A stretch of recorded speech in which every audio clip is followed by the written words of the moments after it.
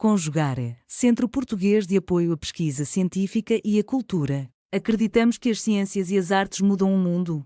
O conhecimento transforma, e isso nos motiva. 14ª Jornada Virtual Internacional em Pesquisa Científica, com o tema Educação, Cultura e Poder. Olá, bom dia, boa tarde ou até mesmo boa noite, né? Eu não sei o horário que você vai estar vendo esse vídeo, mas espero que seja muito bem-vindo. Eu me chamo Tainara Suiane e eu sou uma das autoras desse trabalho, juntamente com a minha orientadora, a doutora professora Patrícia Helena Holanda. E o trabalho que a gente vai apresentar hoje aqui para vocês se chama, como vocês podem estar vendo na tela, né?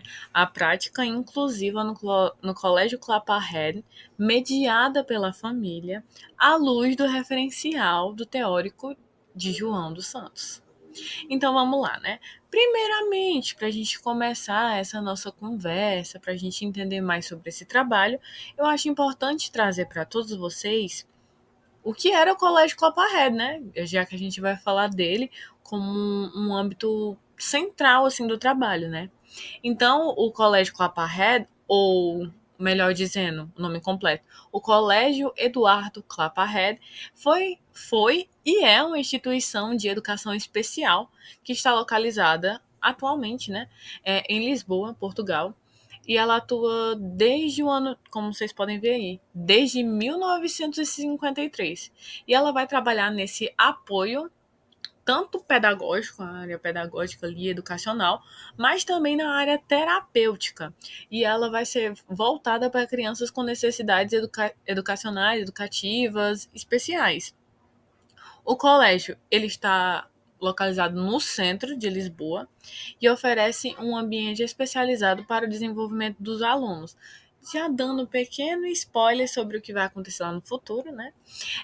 Esse ambiente especializado é com uma equipe interdisciplinar e também um aporte muito individualizado para cada criança. A gente entende, nenhum ser humano é igual a outro.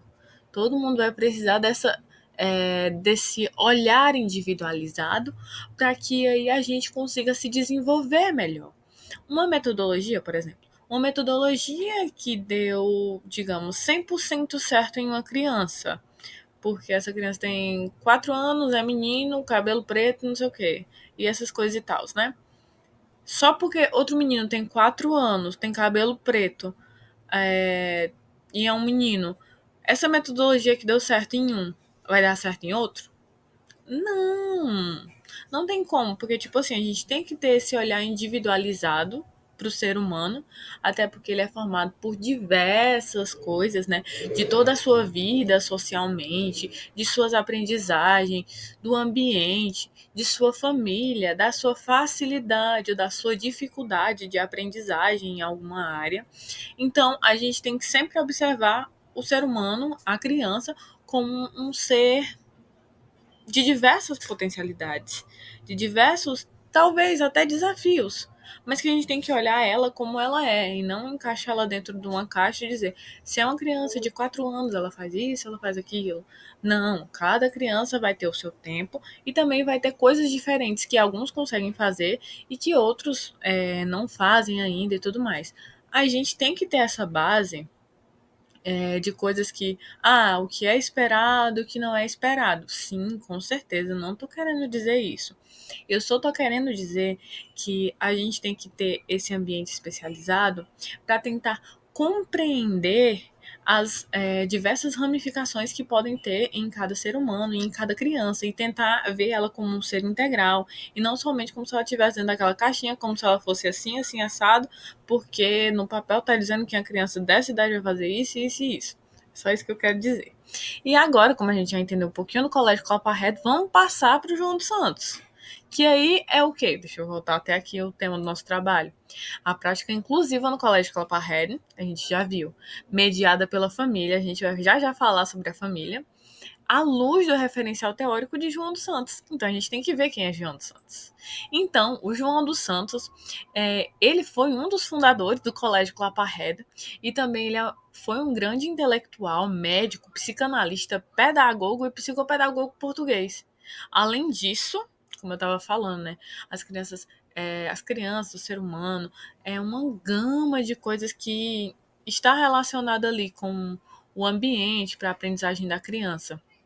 E essa coisa aqui de João dos Santos é muito importante, porque ele foi o pensador mais importante da saúde mental infantil em Portugal. Então, além de olhar tudo aquilo que está palpável, que está acontecendo com a criança ali, digamos que no mundo que todo mundo consegue ver que isso está acontecendo, ele foi além. Ele viu, nossa, mas mentalmente, emocionalmente, ali no interior da criança, pode ser que ela esteja se sentindo assim, pode ser que ela tenha um trauma relacionado a isso. Por isso que é muito importante a gente estar olhando por essa visão de João dos Santos, até porque ele foi um dos fundadores, mas aqui a gente pode ver também. Além dessa visão sobre a saúde mental, ele era médico também. Ele era um psicanalista. Ele era um pedagogo, então essa área pedagógica também, né? Ele era um educador e psicopedagogo para olhar também essas dificuldades das crianças e tentar ver maneiras de como poderia ajudá-las. Então vamos lá. A nossa metodologia foi uma pesquisa de caráter qualitativo, ou seja, ela vai se aprofundar no mundo dos significados.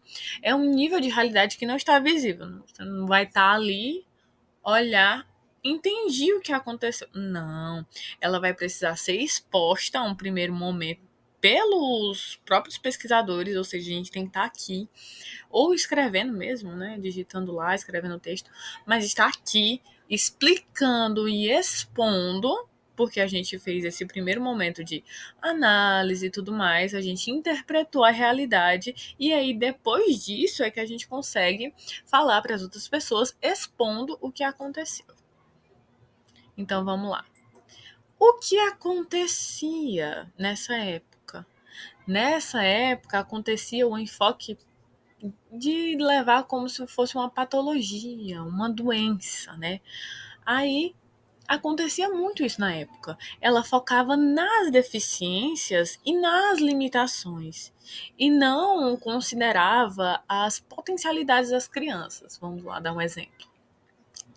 Uma criança, vamos aqui um exemplo de como provavelmente ou talvez acontecia na época, de pessoas aquém da escola, né? Outras pessoas fora. Uma criança tem dificuldade de matemática, tem dificuldade com números, ela não consegue, né, fazer os processos de abstração, assimilação, de uma maneira mais rápida, digamos assim. Tal criança tem dificuldade em matemática, tal. O bichinho não consegue evoluir. Ele vai ter problema com matemática pelo resto da vida, né? Porque ele tem essa dificuldade. Ele não vai conseguir fazer isso. Então ele não vai conseguir dar o troco de dinheiro rápido, porque ele tem dificuldades na matemática. Então eles, a partir desse momento em que eles olhavam a dificuldade da criança, viam que ela tinha um problema naquilo, começavam a focar só naquilo. Tem limitação, tem deficiência, não consegue entender isso, não consegue fazer aquilo, então não vai fazer. Só que eles não observavam as potencialidades, ou seja, o que a criança poderia fazer, como ela poderia evoluir. Eu posso até dizer assim, né? Era como se fosse um olhar muito negativo. Não sabe hoje, não vai saber amanhã, não vai saber nunca. E também, nessa parte, quando a gente fala de desconsiderando as potencialidades, podemos dizer que focavam tanto nos problemas, tanto em dizer que a criança não sabe os números, mas aí a criança fazia artes muito bem, pintava muito bem, mas ninguém olhava para aquela potencialidade, porque focavam tanto na limitação do que ele não conseguia fazer, que esquecia o lado positivo, esquecia aqui, né? O que ele não sabe, o que ele sabe. Focavam mais no que ele não sabe do que no que ele sabe. E aí acabavam reduzindo as crianças a meros diagnósticos, como colocamos aí. Não considerava as complexidades das experiências emocionais e sociais que ela tinha. Ah, por que ela tinha problema com números? Vamos analisar qual é o problema. Será que ela tem algum trauma? Será que algum professor fez alguma coisa que traumatizasse? Ou será que foi algo interno mesmo dele sozinho perceber que tinha dificuldade e transformou-se num trauma? Então, existia esse enfoque patologizante naquela época. Mas, então veio agora a experiência no Colégio Claparré, que é um primeiro momento aqui. Eu vou falar sobre alguns pontos, né? Vou até dar uma antecipada aqui para falar que nós vamos falar sobre uma trindade aqui, 3 pontos, né? Vamos falar sobre as práticas pedagógicas inclusivas, vamos falar sobre o envolvimento da família e a pedagogia terapêutica. E aí, esses pontos é o que vai nortear a experiência do Colégio Claparré. Há um primeiro momento aqui falando sobre as práticas pedagógicas inclusivas.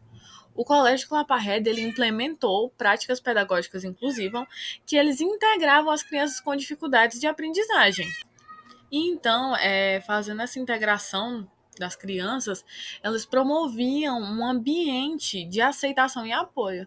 Até porque a gente tem que entender que quando a criança ela não se sente acolhida, não se sente apoiada, dificilmente ela vai se sentir motivada para continuar estudando, continuar aprendendo.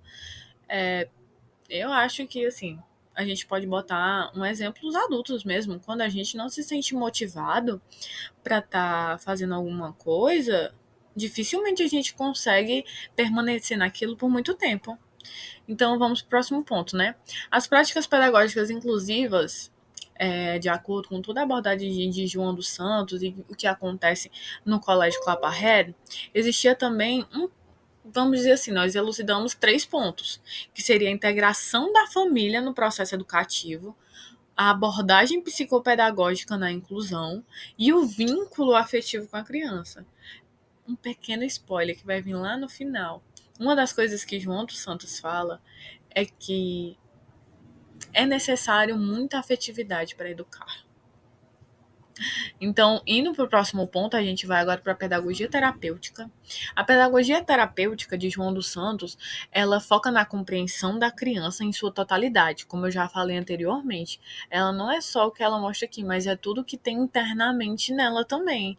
Então, eu não posso dizer uma criança é assim, porque eu vi ela que um dia, eu convivi com ela um dia que sei que ela é assim. Não, eu tenho que conversar, eu tenho que entender o ponto de vista, eu tenho que entender talvez o porquê que ela acha que tem dificuldade naquilo, eu tenho que entender como ela usa apetrechos mentais para tentar resolver algum problema. Então eu tenho que observar toda essa totalidade, socialização, o jeito que ela conversa, o jeito que ela se porta, o jeito que ela consegue lidar com conflitos, a questão emocional, como ela consegue lidar com conflitos internos de si mesma, como ela extravasa isso, como ela lidar com outras pessoas na brincadeira e tudo mais. E aí, como ela reage consigo mesma aprendendo. Então, é tudo isso, de olhar a totalidade da criança e não entregar ela, é assim e pronto. Então, o próximo ponto seria, né, como eu já falei, né, sobre pedagogia terapêutica, só para elucidar aqui que precisa ter a valorização do vínculo familiar, que aí é o nosso próximo ponto. O envolvimento da família no Colégio Claparré é muito importante, porque aí a família, ela ajuda no papel de inclusão, ajuda na aceitação, ajuda a criança a entender aquilo, a querer participar daquilo. Então, o Colégio Claparré reconheceu o papel da família como uma parceira fundamental. E esse acolhimento vai ser muito fundamental na inclusão, como eu já falei, né, também, e também essa relação entre a escola e a família vai fortalecer o desenvolvimento emocional, ele vai se sentir mais, como eu posso dizer, mais fácil de ficar ali, sabendo que a minha família também vai estar ali. Eu vou me desenvolver mais rápido, eu vou estar seguro, eu vou me sentir seguro, porque minha família está ali junto com a escola, né? Então é isso. E assim, as práticas de escuta atenta vão favorecer o ambiente mais inclusivo e afetivo, que é um dos pontos muito importantes. E então, Como eu já falei aqui, a experiência do Colégio Claparredes vai vir esses 3 pontos, né? A prática pedagógica inclusiva, o envolvimento da família e a pedagogia terapêutica. E como conclusão, a gente viu que a experiência do Colégio Claparredes vai evidenciar que a inclusão eficaz exige o reconhecimento da família como parceira ativa e um olhar ampliado sobre a infância pautado no afeto, no acolhimento e na singularidade de cada sujeito.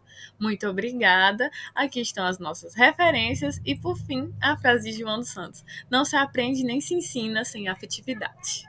Realização: Conjugare, Centro Português de Apoio à Pesquisa Científica e à Cultura. Apoio: Editora Cravo. Inscreva-se no canal, comente, curta e compartilhe. Obrigado por assistir.